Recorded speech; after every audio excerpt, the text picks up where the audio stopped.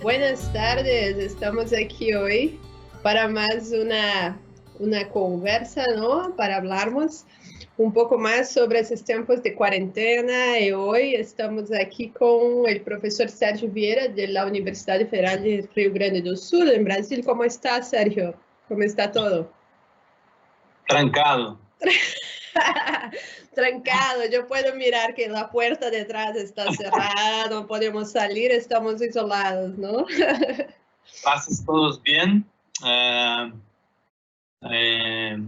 verdad que no entiendo bien esta cuarentena porque hay un montón de gente en la calle, ¿no? Sí, nadie entiende muy bien, cada Pero, país es una cosa, ¿no? ¿Sergio? Sí. Cada país Pero todo con salud, Dios. No hay mucho problema. El país va con negocios bien, bien despacio, las cosas no andan bien con toda la parte del mundo. Pero interesante que el negocio agropecuario va bien, ¿no? Y nada se mete con esto. En algunos casos la gente comiendo más. está en casa, ¿no? No hace nada, come. Así es. Así que va a salir un monte de cuarentenados gorditos de la cuarentena. Así es, así es. Es verdad que el sector agropecuario, yo creo, Sergio, por mi visión, que hasta estamos teniendo más fuerza, como si la fuerza de la necesidad de la comida, todo puede, no necesitamos viajar, no necesitamos quizás hacer varias cosas que sí echamos de menos, porque yo echo de menos ver las personas, estar ahí todos, pero la necesidad fisiológica de la comida es algo que quizá está demostrando que la fuerza agropecuaria, ¿no? Es importante para toda la población del mundo, ¿no? Interesante porque yo tengo muchos conocidos que son médicos y bueno, ya no son más niños, entonces como están siempre expuestos a ambientes hospitalarios, están todos con mucho miedo. Y cada paso se envían correos con novedades, artículos científicos.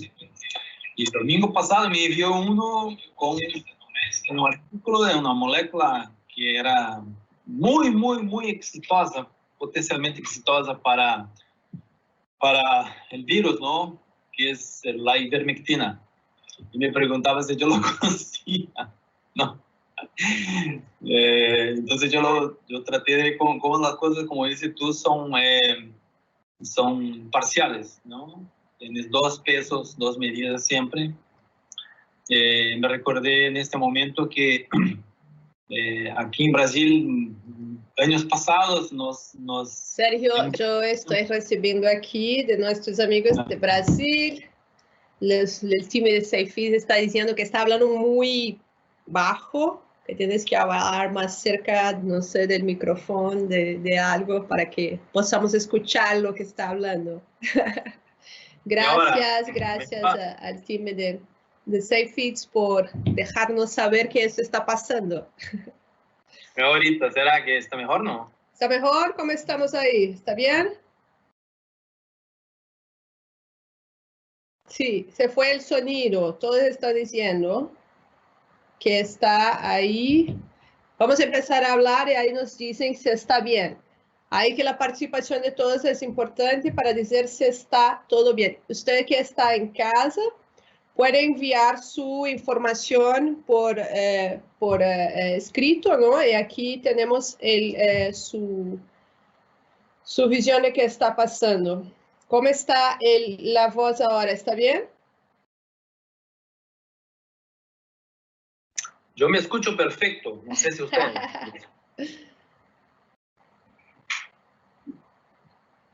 ¿La voz? ¿El sonido? ¿Está bien? No sé. Bueno, hablamos nosotros, ¿no? Entonces, ¿qué estaba hablando? De la ivermectina, ¿no? Sí. Y como tuvimos casos de embargo de nuestra carne aquí de Brasil por residuos de ivermectina que eran así como partes por 1.000 de millones, ¿no? Y ahora, de un rato, se convirtió en la salvación mundial, ¿no? ¿Cómo es la cosa? ¿No? ¿Cómo hay hipocresías en estas cosas de, incluso por parte de los chinos, que son tremendamente exigentes en la carne de cerdo, ¿no?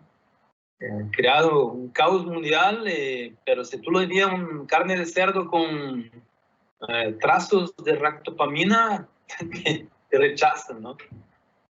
Entonces hay mucha realmente, tal vez esto nos ayude a cambiar algunas visiones que son bien maléficas del negocio alimentar, y aquellos que producen carne especialmente y leche saben que cómo es complicado mantenerse en los niveles residuales exigentes que tienen los organismos, ¿no?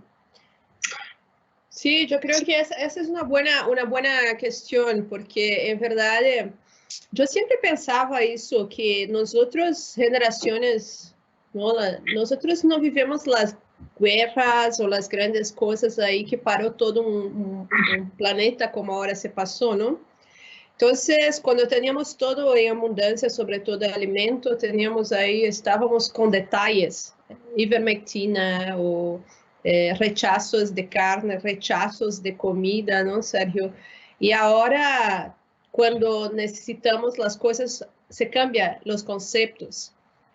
Yo creo que es eso algo para que nosotros podemos aprender durante ese periodo, ¿no? Así que cuán importante es los conceptos que nosotros imponemos a la producción de alimento, ¿no? Para atender a quizá una demanda de alguien que no sabes cómo es producir alimento, cómo es producir los animales, ¿no? Porque tenemos varias generaciones que no saben que el leche no está en la caja, que hay una vaca por detrás de eso, y toda la industria que nosotros trabajamos, de todas las personas que se despiertan todos los días. Que hay también la cosa, ¿no? Que siempre es una industria malévola que está por detrás, pero en verdad se olvidan que la mayor parte de la producción mundial de alimento agropecuario se da a veces con pequeños productores de distintos países del mundo que se despiertan temprano y que trabajan todo el día para tener la seguridad que eso llega a nuestra mesa, ¿no? Entonces yo creo que esos son conceptos que nosotros vamos a empezar a mirar con un poco más de atención en esos tiempos. Tienes razón. Bueno, nosotros llamamos todas esas personas aquí, Sergio, porque dijimos que iríamos a hablar un poco de las dietas, ¿no? En tu visión, así con los cambios de mercado, por ejemplo, sabemos que las vitaminas están más caras, los aminoácidos, hay muchas cosas que no están más tan disponibles en el mercado, algunos coccidiostatos y todo. ¿Cómo tú ves que sería en esa época de COVID, cómo serían las mayores adaptaciones que tenemos que hacer en lo que se refiere a dietas de pollos, dietas básicamente de pollos, ¿no? Pero de poultry, de aves en general? La verdad que, no sé, ojalá todos me escuchen bien, ¿no? Sí, pero, está escuchando bien, ya están me diciendo aquí, agradezco a todos que están ahí diciendo que todos están escuchando perfecto, ¿no? Al Cristiano que me envió aquí un mensaje, entonces todo está bien. Bien. La verdad que es bien difícil responder tu pregunta porque algo que está, que para mí por lo menos, que siempre trato de estar informado, que me parece bien raro en estos últimos 45 días, es que el mercado se desarregló de una forma desuniforme, ¿no? Hay cosas ocurriendo de forma distinta en varios sitios. Y algunas son consecuencias de cambios que ocurrieron el año pasado o año y medio atrás, como el caso, por ejemplo, de la teronina, ¿no? Con la salida de Ajinomoto del mercado, ya se esperaba algún efecto sobre el mercado de aminoácidos, pero no se esperaba algo tan profundo, incluso en un aminoácido que era siempre barato, que no era caro, ¿no? No sé cómo anda en otros países, pero imagino que igual a Brasil están precios súper altos, ¿no? Entonces esas cosas nos hacen pensar si realmente, por ejemplo, en el caso específico de treoninas, si nosotros debemos trabajar con relaciones ideales tan altas como siempre se ha sugerido para maximizar la performance, ¿no? Entonces, por ahí vamos. Son cosas que obviamente no son tan importantes como sería, por ejemplo, un impacto en el costo de maíz o soya, que también se está haciendo escuchar en algunas partes, ¿no? Ahora mismo, en la mayor parte de los países de Latinoamérica, con excepción, si no estoy bien seguro, con excepción de México, todos los exchange rates, todos los cambios se han afectado mucho, ¿no? Entonces, es raro porque, por ejemplo, vamos a tener una super cosecha de soya. Probablemente va a haber más soya este año que el año pasado en el mundo todo. Y en Latinoamérica la soya está más cara que toda la vida, porque no por la soya, y sí por el cambio, ¿no? O el dólar. Está absurdamente alto. Entonces, son cosas bien, si uno se pone a pensar, son varias cosas que están ocurriendo y que son resultados no solo del virus, ¿no? El virus es como si fuera la última etapa, ¿no? El último golpe, ¿no? Sí, porque ya había también este tema todo del problema entre Estados Unidos y China, comercial, que ya venía por 2 o 3 años, y que ya estaba afectando a países exportadores de alimentos como Brasil, por ejemplo, ¿no? Como consecuencia, ¿no? A veces favorablemente, a veces negativamente.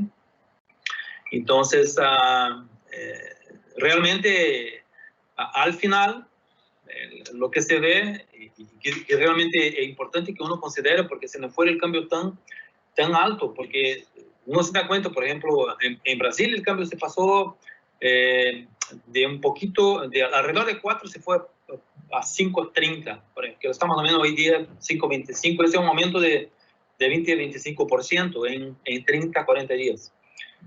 Eso causa un desarrollo bastante importante en la producción. Sí, claro, por otro lado, países exportadores como Brasil tienen una parte de su industria que se benefician, ¿no? Porque, por ejemplo, por lo menos al inicio, hasta 20 días atrás, ya tenían mucho alimento producido a un costo más bajo, le exportaron, se aprovecharon de este interés mayor del cambio, ¿no? Pero países que realmente destinan su carne especialmente al mercado interno sufren muchísimo porque no hay para quién repasar este costo, ¿eh? Entonces la gente va a tener que pagar más. Y ahí sí, realmente la decisión en lo que hacer para bajar los costos de producción es más importante.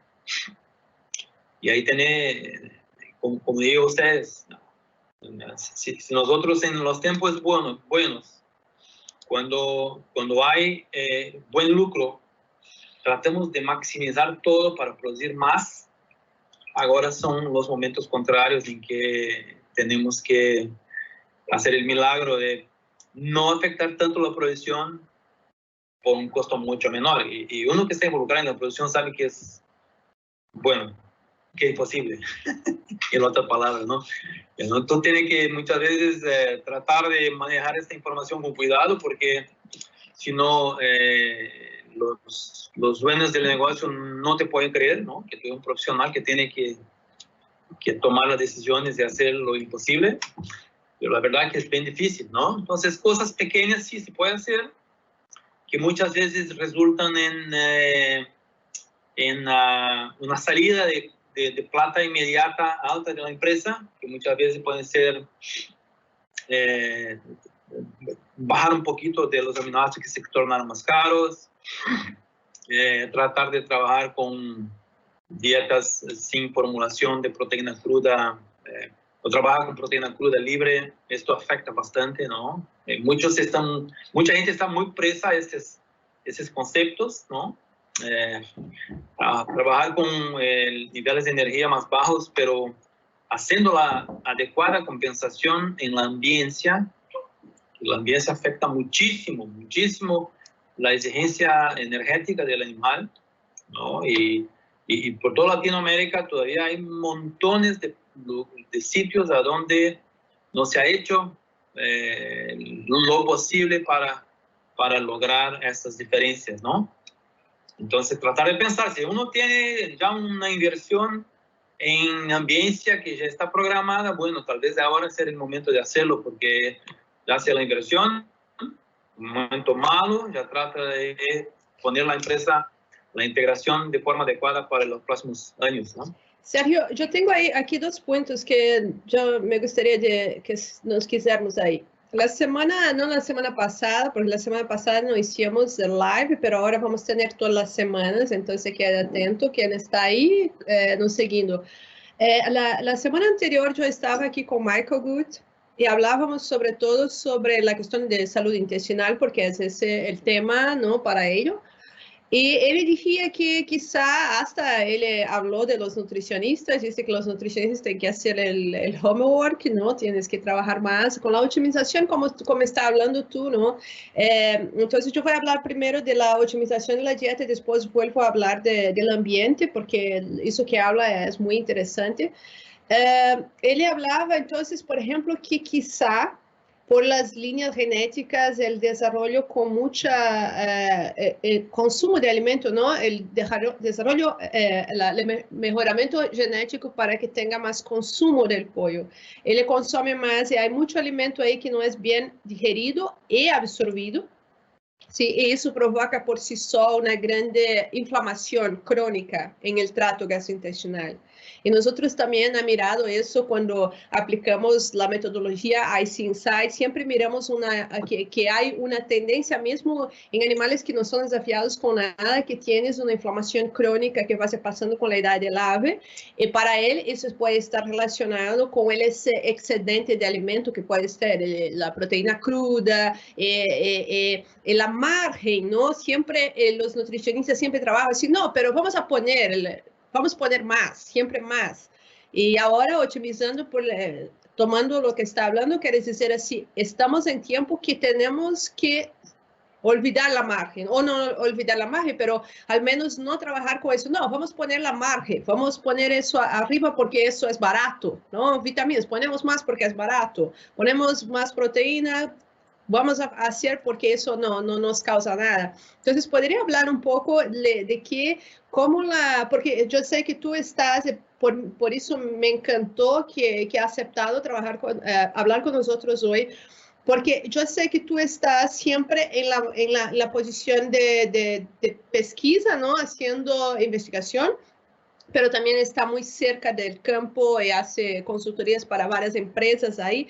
Entonces, cuéntame cómo los últimos años o despacio de esa crisis o algo así, cómo la nutrición, los nutricionistas están mirando esa margen que siempre ha sido algo común entre los nutricionistas. No, eso ponemos en la margen. Hasta, por ejemplo, cuando hablamos en hacer investigaciones con enzimas o algo así, hacíamos una reducción, pero la reducción es porque tenía mucho mesos, ¿no? Entonces, ¿puede comentar un poco cómo está el futuro? ¿Cómo se ve ese futuro? ¿Se ve o los nutrólogos están sentados ahí en una posición de confort, una zona de confort que no se preocupan tanto con eso, en hacer, yo digo, investigación también, no solo lo que lo hacen todos los días en las empresas, pero en términos de nutricionistas, en investigación sobre esas distintas informaciones que tenemos, ¿no? Dos cosas me llamaron la atención en tus comentarios.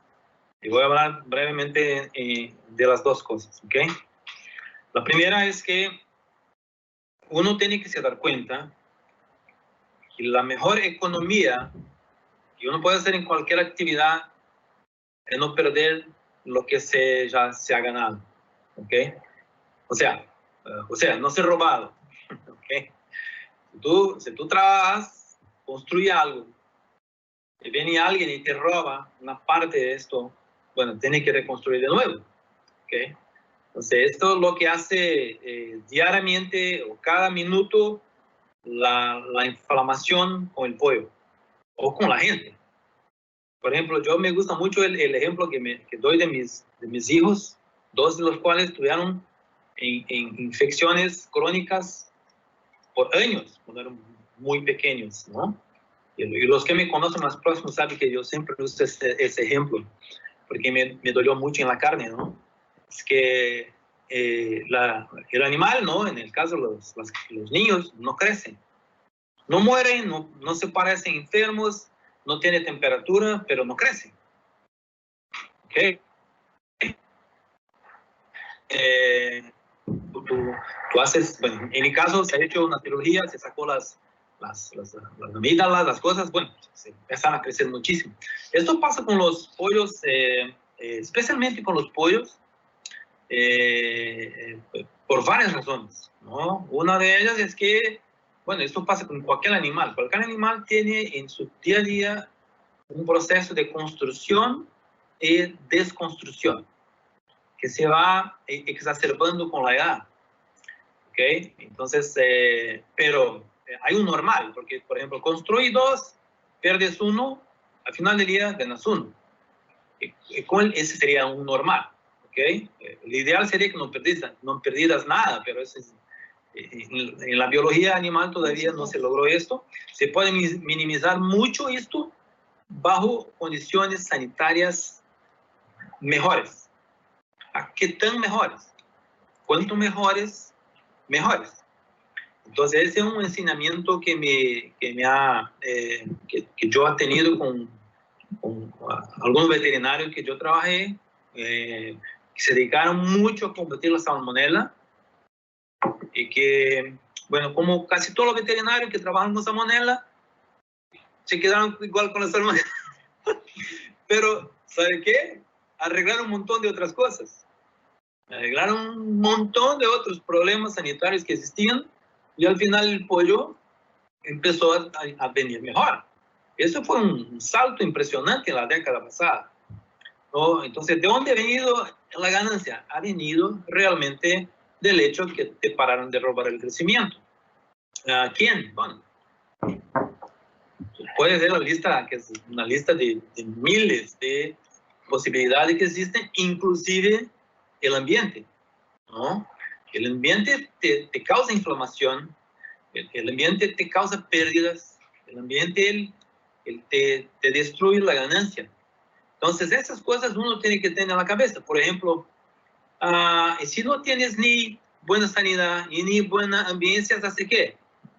Aumenta la concentración de nutrientes en la dieta. ¿Entiendes? Es bien simple. Esto es histórico. Entonces, yo tengo experiencia personal, ¿no? De varias empresas que al arreglar las cosas que muchas veces o casi siempre se olvida de arreglar, justamente por tener dietas muy densas, se termina sin arreglar. Yo, realmente, ¿no? Cuando yo empecé a trabajar, y no hace mucho tiempo, ¿no? Históricamente, siempre me gusta mirar la historia, la cronología.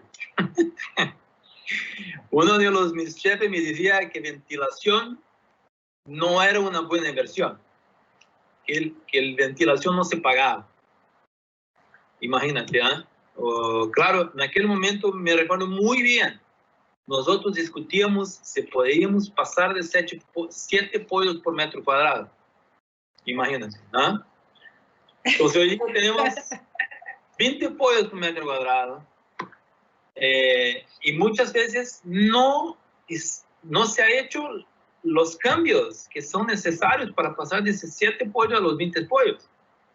Entonces, las pérdidas, tú las engañas con comida, ¿no? Y el pollo, y que es un animal como el cerdo igualito, ¿eh? no piense que es distinto, porque el cerdo, así como el pollo, está seleccionando a crecer rapidísimo. Entonces, esos animales responden a cualquier adición de nutriente y energía hasta un nivel muy alto. ¿Hasta cuánto? No, te digo, tú le metes 30% de proteína en un alimento de pollo en dietas finales y va a ver que gana más peso. Es simple. Entonces, si en tu margen de lucro esto no te importa, no te importa. Ahora, la pregunta es el mejor negocio que tú puedes hacer? No, seguramente no. Entonces, muchas veces muy frecuente las personas se olvidan de esto. Hasta porque también en las compañías de Latinoamérica especialmente, los dueños de empresas, los gerentes, los directores, se viciaron, se tornaron adictos a ver a los nutricionistas hacer milagros, ¿no? Y claro, los nutricionistas están con la cabeza por la cual hacer cortada, ¿no? Se hace los cambios que tiene que hacer. Pero la verdad es que no se hace todas las cuentas que se debería hacer, ¿no? Sí, Sergio, pero hay un esfuerzo de alguien de la academia que sea, de que cambiamos esos conceptos o no. Cada uno trabaja ahí intentando mantener su cabeza, se olvidan del general. Porque una cosa sí que me gustaría también hablar es que tenemos responsabilidad, ¿no? Ahora se habla mucho en distancia social, pero tenemos una responsabilidad social como profesionales.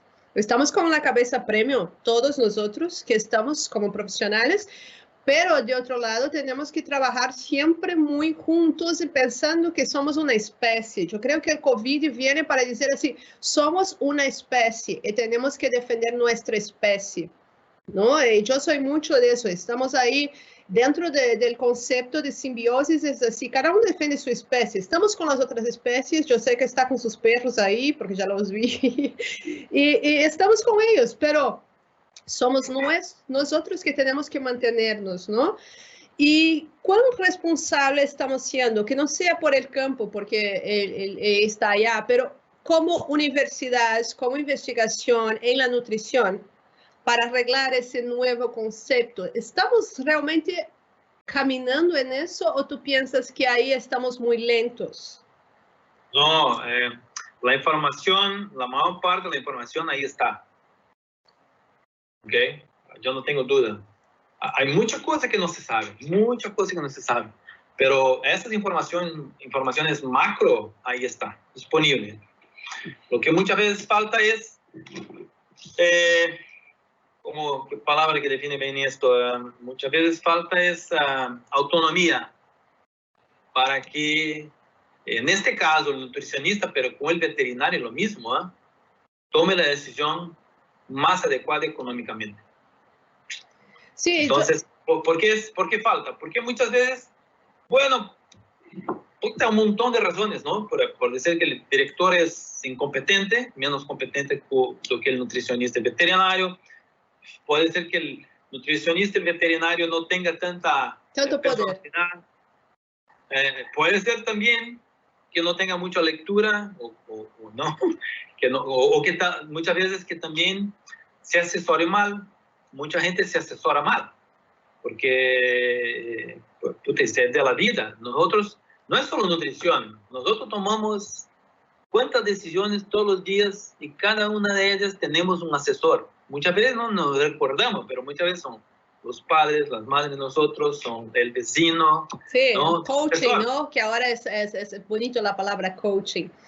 Pero sí, Sergio, por el tiempo, claro que como nosotros estamos nos quedando viejos, nosotros podemos pasar todo el día aquí hablando, pero creo que las personas ahí ya se quedan con su tiempo libre.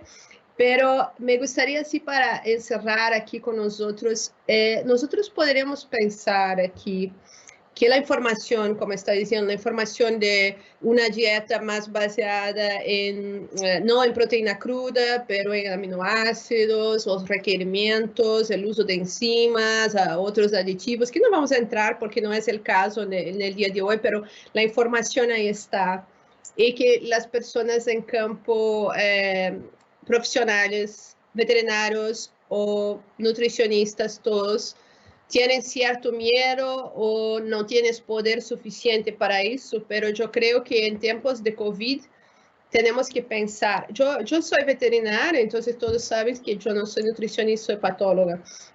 Y siempre que yo asesoraba a las empresas y también ahora en la posición que yo estoy, como profesora que fui, no dejamos de ser, siempre somos. Una cosa, la semana pasada yo hablaba con Pipi Sale, ¿sabes? Y hablábamos de las redes neurales, de todo eso que tiene. Son cosas interesantes, Sergio. Las redes neurales, las informaciones que cada empresa tiene dentro de cada una, ¿no? Que pueden ser vistas. Cuando yo desarrollé el concepto del IC Insight, fue también con la misma idea de ponernos toda la información en una situación que podemos poner los veterinarios y nutricionistas trabajando y hablando la misma lengua en números, ¿no? Entonces, siempre esa información que nosotros hablamos, yo hablaba con él y decía, mira, ¿por cuántos años tú también, Sergio, has estado en varias empresas, ¿no?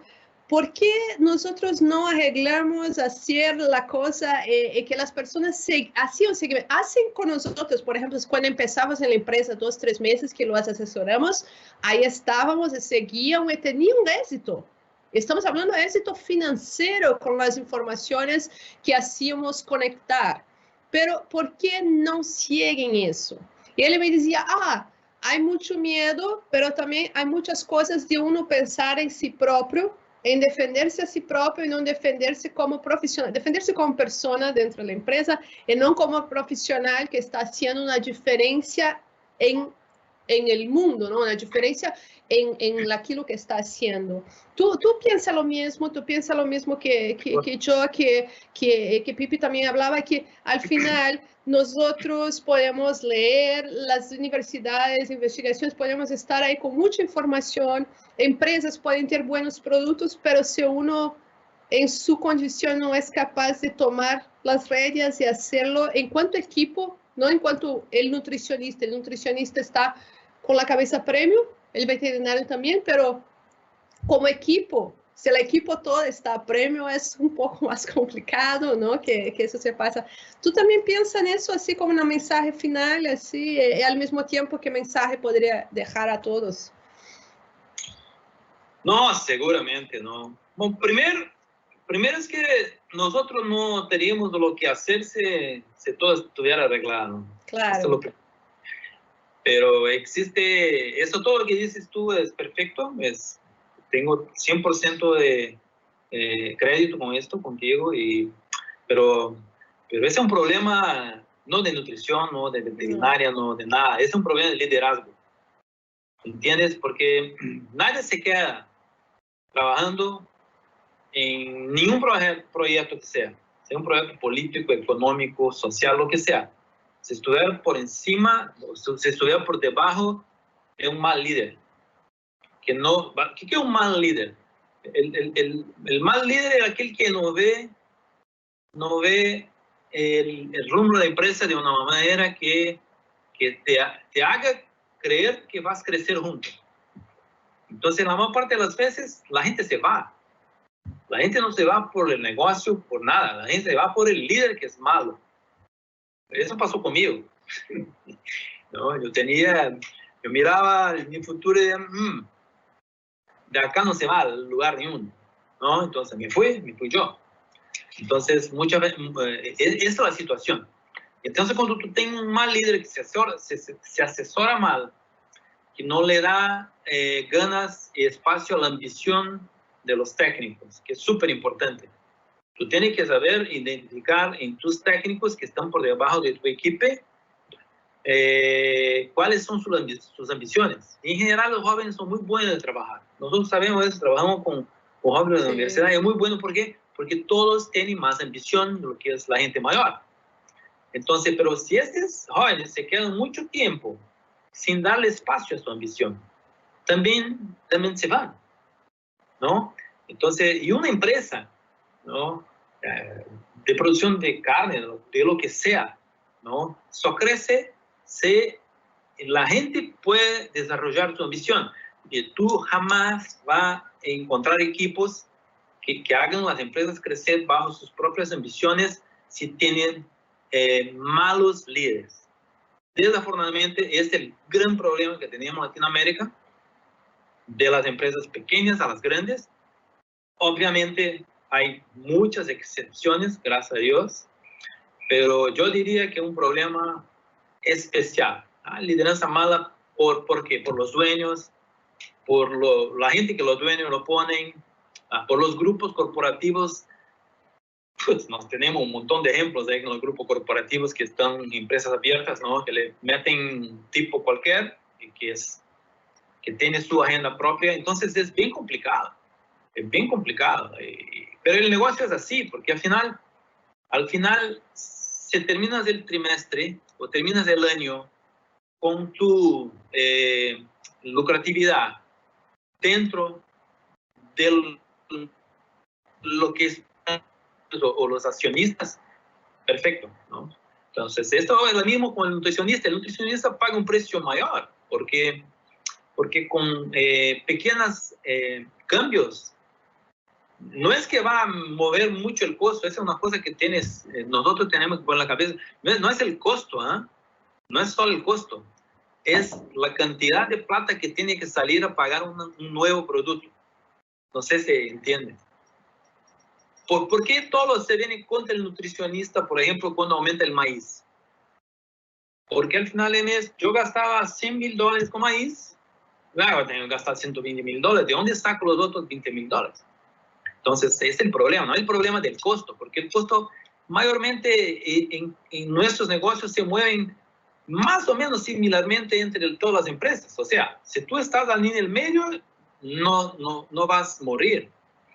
Pero el problema todo es que en la cantidad de plata que tienes que tratar de mover de un momento al otro, que no tenía el mes pasado, no tenía 6 meses atrás. Entonces, mucha gente, muchos líderes no entienden esos movimientos, ¿no? Obviamente, gente mayor tiene más capacidad o más oportunidad de entender por lo por que la se experiencia, sí, por la experiencia que pasa. Sí. Pero es buena, si yo pudiera, con este pequeño tempito que hemos tenido, pudiera darle alguna sugerencia, alguna conclusión, yo diría que es súper importante. Aquellos que son líderes de empresa que se den cuenta que tienen que tratar de desarrollarse como profesionales, y esto también significa identificar las ambiciones de sus subordinados y darle alternativas para que ayuden a la empresa a crecer. Hay muchísima oportunidad. Gracias a Dios, nuestro negocio tiene muchísima oportunidad. Sí, yo veo de lo mismo. Entonces, mirar a la ambición de los jóvenes que ven llegando. Yo espero que ahí vengan cada vez más preparados, con más ambición, porque ambición es una palabra que a veces es mal vista, ¿no, Sergio?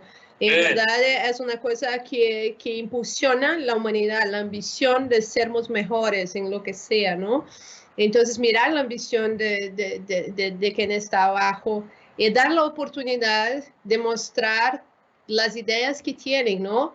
Quizás a veces perdendo en un primer momento, pero mirando un futuro que va a incrementar el retorno, ¿no? Entonces, dar un tiempo para que las cosas se cambien. Yo miro mucho eso cuando se habla, por ejemplo, de vazio, que es una cosa que tú has trabajado también, el vacío entre lotes, ¿no? El espacio entre un lote y otro, lo cual importante es eso, es siempre visto como un costo, porque nadie es capaz de tener los números, de mostrar claramente los números de cuán es el retorno de eso. Estamos perdiendo 2, 3 días, pero ¿cuánto vamos a tener en mejora en términos de tratamiento, de performance? Entonces, yo creo que ahí tenemos varias oportunidades Bueno, me gustaría estar ahí hablando todo el día, Sergio, pero yo no creo que las personas van a estar ahí hablando con nosotros. Entonces, nos quedamos por aquí. Me agradezco muchísimo. Dejo ahí la mensaje de Sergio, que es mirar la ambición del equipo juntos, que los líderes se preparen, que los líderes sepan que hay una necesidad de cambios y ni siempre eso se involucra solo mirando los resultados que están sucediendo ahora, pero lo que puede venir al futuro. Y la información ahí está. Hay mucha información que debe empezar a ser aplicada en condiciones reales. Muchas gracias a todos que están ahí, Sergio. Muchas gracias por su tiempo. Volvemos la próxima semana. Buena cuarentena a todos, ¿no? Que se acabe esta porquería de una vez, ¿no? Que se acabe para que podamos mirarnos personalmente. Muchas gracias. Buenas tardes a todos. Bye, bye.